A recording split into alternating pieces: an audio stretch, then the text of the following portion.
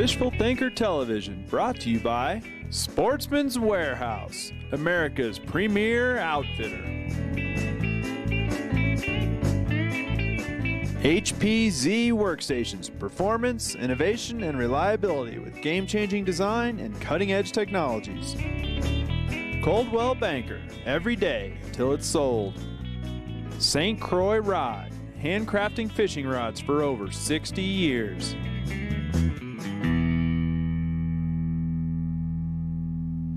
Good morning. Welcome to Fishful Thinker. I'm the show's host, Chad LaChance. Joined this morning, Tim Fishman Emery is the guest on our show today. Tim's the Vice President of Marketing for FishExplorer.com. And we're standing here on the side of what's known as the Dream Stream here in Colorado. We're on the South Platte River and we're fishing for fall brown trout and kokanee salmon. Now you can tell I'm not the expert. You can tell this right here is the expert. I'm the resident redneck, but Tim here has assured us that we can get onto some of these fall fish. What do you think, Tim? Is it gonna be fun? I think it's a great day. We've got perfect water, good clear conditions. We could use a little cloud cover to make those fish a little less spooky, but we know they're in here, they're hungry.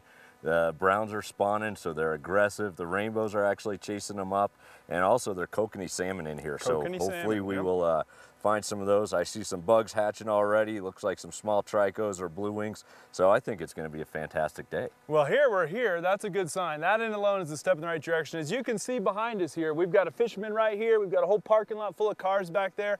This is no secret spot.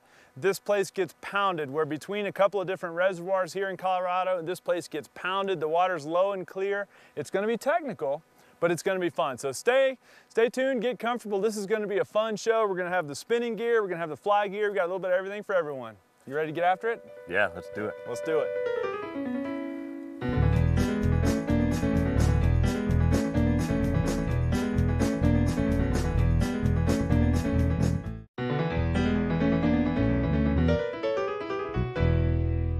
So on today's show, one of the things we're doing is we're going to pit the spinning tackle tactics and compare them with the fly tactics. And the reason we're going to do that is, there's just a bite right there, is because a lot of you don't fly fish. Some of you do and some of you don't, and some of you do a little bit of both. And that's actually how I roll, is I do a little bit of fly and a little bit of not.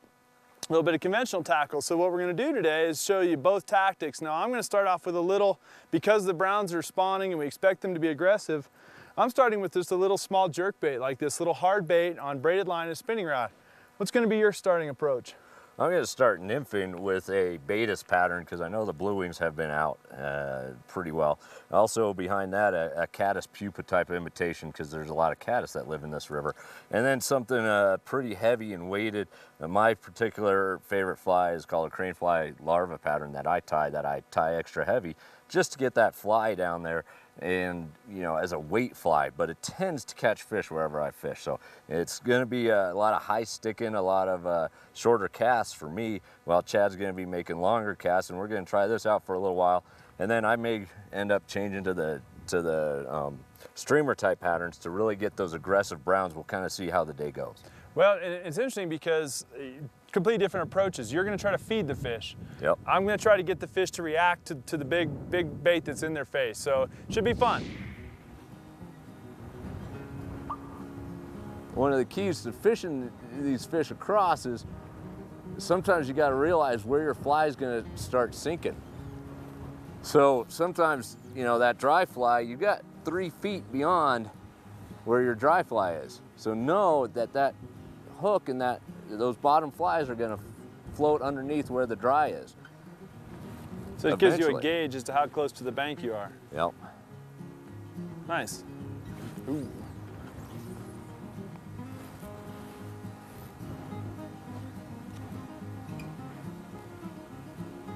He's pretty good with that fly rod. You notice that? He's slapping that thing right where he wants it, even in the wind.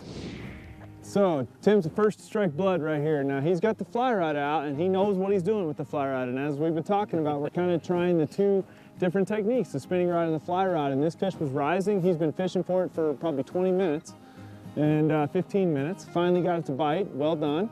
Struck first blood, huh, Tim? Yep. So we're fishing. I'm fishing dry dropper with a big dry fly.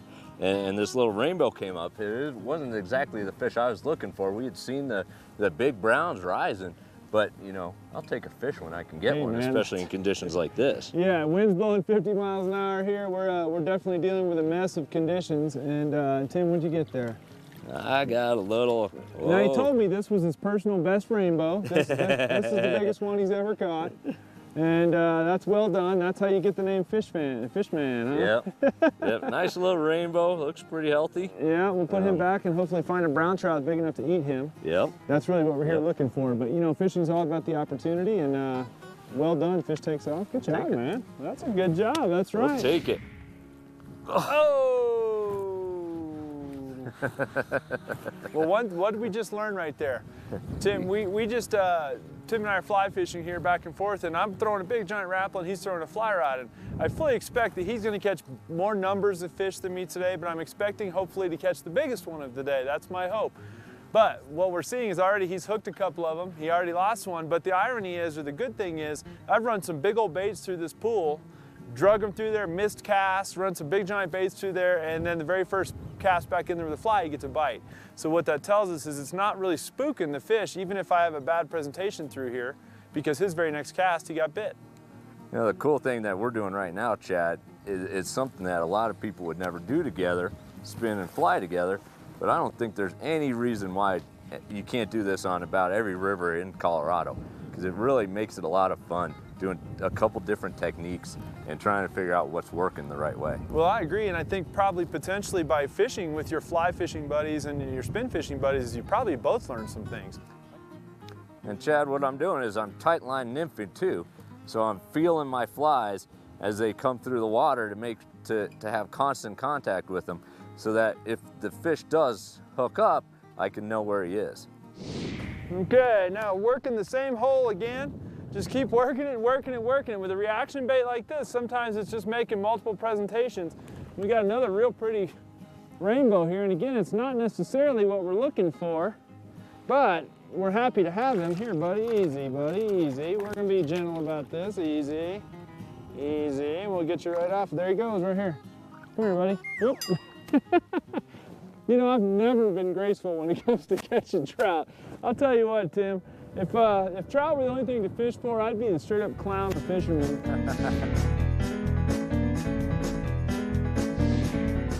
By far, the most popular style of fishing reel out there is an open-face spinning reel like this one right here. But not all spinning reels are created equal.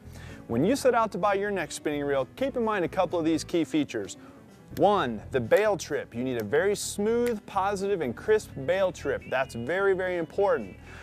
Equally as important is the anti-reverse. This reel will not turn backwards, even a little bit. It will not turn backwards. That makes for a very smooth operation, also for very solid hook sets. This particular spinning reel is designed for super lines. It's got rubber O-rings right here that will keep that super line from slipping on the spool. Also, you want to get the most and the best quality bearings built into a reel as you can get. If you choose your spinning reel based on your application, as far as size goes, you're going to be better off as well. Keep in mind that if you're going to run super lines, they're much thinner than the monofilament lines that are on the line capacity ratings, and you'll get a lot more of them on the spool than you might think.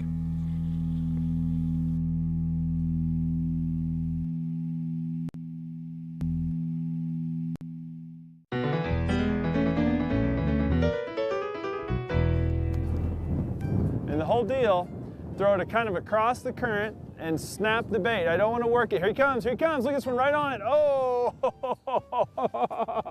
he just followed it right up here on the sandbar in front of me, and again, I ran out of room. The problem is it's kind of like muskie fishing, right? I almost need to figure eight them or something where I can keep the bait moving because I run out of room to retrieve it. And as soon as it stops, they are not interested anymore. This is absolutely not a dead drift deal. If the bait stops, the fish do not follow it anymore. They don't bite it, they're not interested in it. It's all in the action. Now, it's kind of interesting because we've got two completely different things working. I've got this little jig and I'm gonna hop it and be real fast and snotty and aggressive with it. Tim's gonna try to dead drift this nymph in here, and between the two, we'll either spook everything in the hole or we're gonna show you guys one of these trout in a minute. I see you, fish. Now, one of the things people don't think about is how important your polarized glasses are in this kind of fishing. I mean, these Costa Del Mars that I'm wearing on my face right now are green mirror. That green mirror is an amber-based lens that allows for excellent contrast in varying light conditions. This is a green-based river bottom right here, so an amber-based lens works well with that. And it's all about being able to see not just the fish, but the structure, everything, the whole deal. You want to be able to see the drop-offs, you want to be able to see the weed lines, all of that, plus the fish. Now we're in a real flat little run right here. And because of that, I don't have room to work the jig, so I worked the little tiny jerkbait here. And now this fish is on 2-pound test, so we don't horse them, even little ones. Well done, Mr. Emery. Thank you very much for that. Easy, and we'll show you off here. We're just gonna make you famous, put you on TV. Now this fish isn't big enough to earn being famous yet, but he is showing we're putting our day together slowly but surely. We're building ourselves a pattern. We got beautiful color on him. He's a pretty rainbow. Almost still got some par marks left on him there. Gonna let him go nice and gently, run himself up on the bar under the St. Croix. He caught himself in my line. What are the odds that he was gonna run into my rod? He ran into my line right here. That's embarrassing. That is embarrassing. That's as bad as the one I lassoed. Hey, we got another one. That's a good sign. Now that one's on the little swimming rainbow. Everything I'm throwing today is kind of rainbow looking. That's my little rainbow, little small jerkbait like that. Anyone that's ever watched Fishful Thinker knows that I'm a big fan of jerkbaits. Here you can see the water. It's real slick and real flat behind us. Swimming that jerkbait real fast and erratic across the current, boom, we get him to bite. So we'll continue to work the jig and the runs. We'll work the jerkbait on the flat water, and Tim will keep working his nymphs, and I bet we keep catching fish. Look at this. There are a ton of crawdads in here. So the reason the big fish also come up here is to eat these crawdads, and they're going through a multi-process right now that I've been told. That one's a pretty big one. Dude, you're gonna need a big honking trout to eat that thing. I mean, I had that thing at the buffet. We can make some crayfish étouffée with that one. But that's a big food source. That's high in protein and excellent with cocktail sauce. But that's a whole nother story. But the trout, the big trout do love crawdads, and they'll come up. Usually they're not eating as big a fish or as big as crawdads, but they will eat these crawdads, and they'll eat them all in the river all day. You know, one of the great ways to find access points like this is on the internet. The internet's a great place to do research these days. You can find everything from stream conditions to lake conditions to access points or whatever on the internet, and you can look at aerial photos on the web as well. So a place like fishexplorer.com is a good place. Maybe not for streams right this minute. Right. But they're in the future, is that right? Yep. Fish Explorer has a big stream project coming online sometime in the near future that's going to allow you to be able to pinpoint where the water markers are so that you know the flows. So you can figure out how big a water is, what the optimal flows are. We'll have hatch charts, and as you know, Fish Explorer's got a big forum, so hopefully we'll encourage the fly fishermen to start talking about what people are doing, what hatches they're seeing, and it will be an easier shot to figure out what's going on. So you don't get up here totally blind fishing. You can actually know what's going on a little bit more than general. Pack intelligently. I've never been to this river before, so I just did some stuff online, looked around, what are the predominant hatches, what are predominantly here, what kind of access I have, what kind of regulations might be on the river for, say, the flies and lures only or whatever. Having an intelligent approach before I get here helps a lot, and the internet's the way to do it. Yeah? All right, let's go catch some more.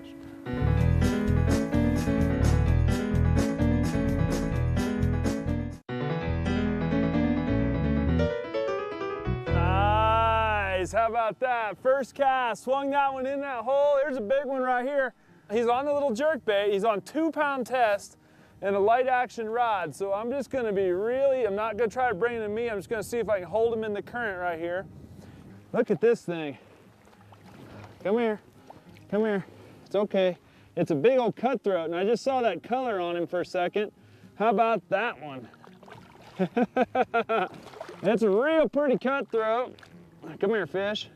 All right, now this little jerkbait is barbless. We say that every time, but it's important, I think. And you pop it out here. Whoop, whoop, whoop, whoop, whoop.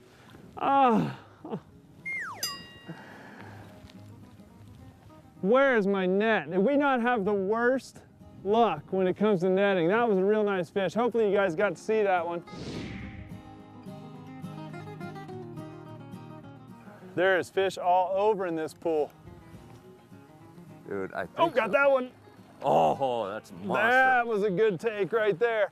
Now, see, it's funny because Tim's right in the middle of catching fish that are rising like mad, and I've got my little minnow out there, and I've got another real pretty fish here. And he's only on a 4-pound test, so even though I have spinning tackle, I may not have... That's a great cutthroat. Yeah, look at the color on this thing. This is a pretty fish right here. That's a beautiful cutthroat. Look at the color on this fish. They're still rising behind us over there. Just, you know, I heard the term somewhere, crashing the hatch. and that's basically what we got going on right here. And again, with this light line, might be spinning tackle, but it's real light spinning tackle. I'm gonna try to lift his head when I get him to you right there. Nice. Excellent fish, beautiful fish. Got him wrapped a little bit here. This is the size we've been looking for. This is what we want here. That is a pretty cutthroat right there. Oh, baby.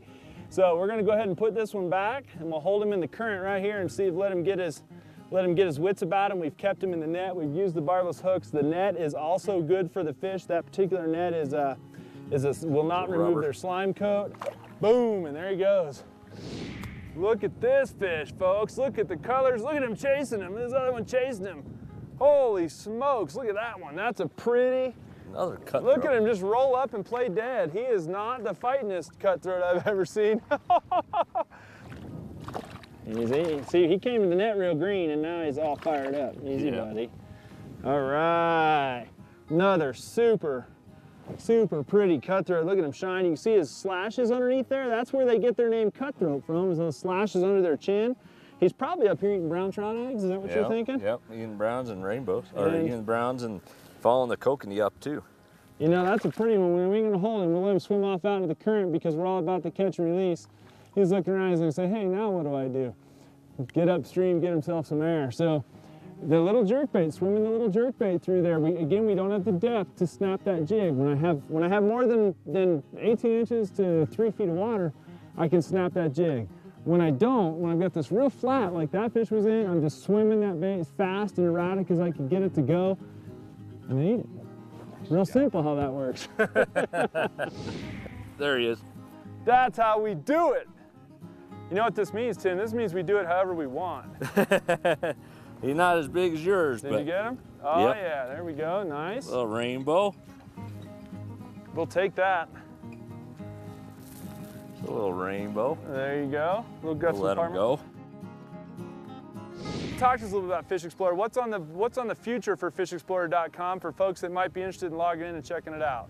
You know, Fish Explorer is really member driven, like you said, and it's a great way to become part of a fishing community.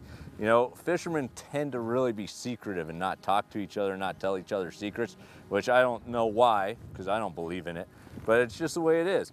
So Fish Explorer is a great place to get out there and be able to go find out information. Plus, it has all the information about lakes that you want to know, you know, where to put your boat, what the regs are, what kind of fish are in those places. So it really makes it an easy place to find out all the information that you can about fishing, especially in Colorado. But Fish Explorer's got, you know, a whole resource of local knowledge on there. It's not just about the folks that that log in the randoms. Oh, nice take! All right, that was an awesome rise right there. That fish actually torpedoed. Let me set my jerkbait down. That was a good rise right there. Nicely done, Fishman. That was a good hit. That fish grenaded that thing. All right, he's in there somewhere, right? He is full of piss and vinegar. There you go. He is not happy. No, he's not. Now it's funny because the ones that are rising the most look to be the smaller of the fish. Yep. What I'm able to discern today is the ones that are biting the surface are definitely smaller than average. There. Now, I'm not the only one that mishandles trout, but you got him. That's well done, man. That's a good catch. Yes, he is. That's a beautiful fish, a good catch. We're standing 10 feet apart catching fish with completely different methods. I love it. Big fish, Tim. Oh, he's on. You need me to get over there? Oh, this is a nice one, dude. Yeah. Soon, quick. He's not fighting hardly at all. I know he's gonna get his head and then he's gonna, but. Come on, buddy. Come on, buddy. Here he comes, right here. Ready? Ready? Right, net him, right there. And we got him. Nice. How about that for a brown trout, folks? That is the one we've been looking for. Gorgeous fish. Tim Fishman Emery brings us here, puts us on him.